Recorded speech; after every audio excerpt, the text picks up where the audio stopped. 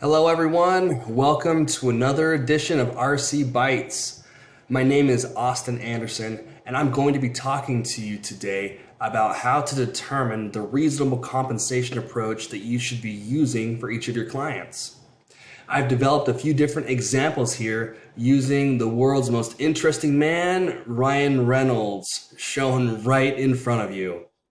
We're going to go through a few of the different businesses that he owns using a decision tree, and we're going to determine how we would pay him reasonable compensation if these businesses were S Corps. Let's first start off with our decision tree. You'll see that there are basically three questions that you'll need to ask yourself on behalf of the client.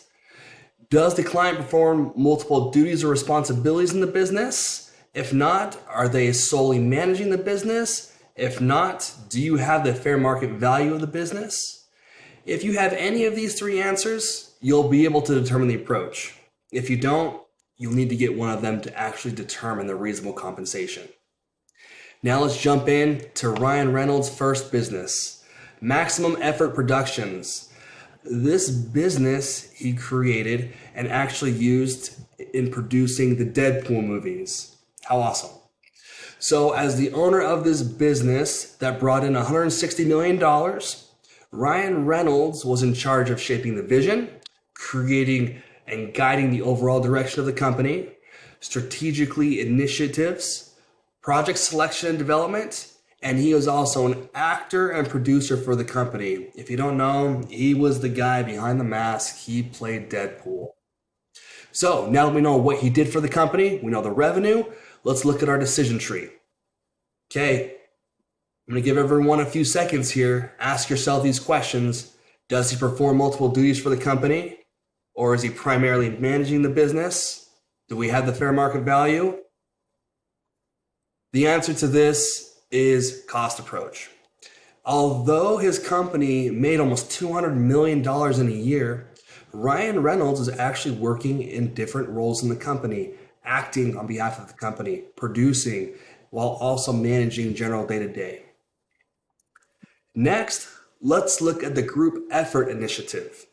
This is a non-for-profit company that we're going to pretend is an S Corp. And in this company, he actually goes to minorities and helps place them in jobs in the entertainment business. At this company, his role is shaping the vision, setting goals, driving initiatives, overseeing general operations, and strategic planning. Okay, we have the revenue. We have an idea of what he does. The answer to this is the market approach. The different roles that he performs in his company are primarily managerial, almost out of a CEO or a general operations manager. And so in this situation, we would use the market approach. Next company, he actually purchased a soccer team called Wrexham AFC. So we're going to say this is actually an American soccer team. He is one of the owners. We have the value of the company, the revenue of the company, and his sole responsibility in the company is he's an investor, promotes the club, and he does community engagement. Process of elimination, you probably know what I'm going to go with. In this situation, we would use the income approach. Now, in this email, you will have this decision tree, and I would encourage you to focus specifically on the employer themselves. It's easy to get caught up in the revenue of the company, what the company itself does. Those things usually aren't meaningful. What's meaningful are these three questions. What is it that the shareholder does so that you can pay that shareholder reasonable compensation?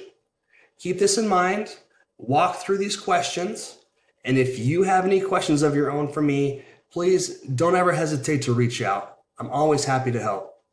Thank you again, everybody, for joining us for another session of RC Bites. Look forward to seeing you next week.